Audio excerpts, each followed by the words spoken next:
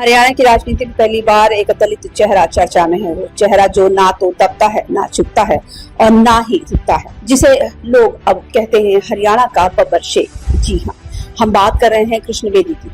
वो नेता जो सिर्फ चौपालों में जनता की आवाज बनते हैं, बल्कि सदन में विपक्ष को भी उसी तेवर में जवाब देते हैं। हरियाणा की सियासत में बेदी अब सिर्फ एक नाम नहीं, बल्कि दलित समाज का दबंग नेता बन चुके हैं। हरियाणा की राजनीति यहाँ दशकों तक जाट बनाम गैर जाट का समीकरण हावी है। वहाँ दलित नेता हमेशा पीछे की सीट पर बैठे नजर आते हैं। वहीं आज पहली बार चर्चा में एक ऐसे दबंग दलित चेहरे की है जिसे लोग कहते हैं हरियाणा का बब्बर शेख। जी हाँ, बात हो रही है कृष्ण बेदी, एक ऐसा नाम जिसमें हरियाणा की राजनीति में दलित नेतृत्व की परिभाषा ही बदल दी है।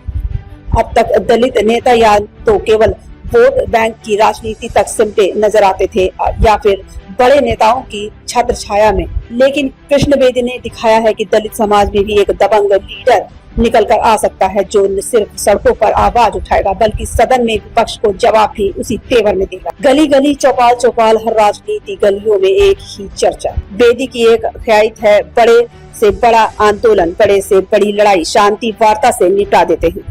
कहा जाता है कि उन्होंने कई बार ऐसे मौके संभाले हैं जब हालात बिगड़ सकते थे, लेकिन बेदी ने अपनी बातचीत और दमदार आवाज से संकट को टाला है। यही वजह है कि लोग अब इन्हें नायक सैनिक का संकट मोचन कहते हैं। विपक्ष सदन में हमला बोले, सड़कों पर प्रदर्शन करे या फिर मीडिया में सवाल खड़े करे, कृष्ण बेदी ने नेता के जो मोर्चा थामते हैं और जवाब उसी शक्ति से देते हैं। हरियाणा की राजनीति में भी पहली बार हुआ है कि दलित समाज को कोई नेता बब्बर शेख कहलाएगा। ये सिर्फ उपाधि नहीं बल्कि जनता का भरोसा है, जो बेदी की ताकत बन चुका है। तो सवाल अब ये है कि क्या कृष्ण बेदी हरियाणा की राजनीति में दलित समाज के लिए जो दरवाजा खोल चुके हैं वो दशकों में बंद था? क्या ये बब्बर शेर आने वाले वक्त में हरियाणा के सियासी जंगल का असली राजा साबित हो? यही आज का सबसे बड़ा सवाल।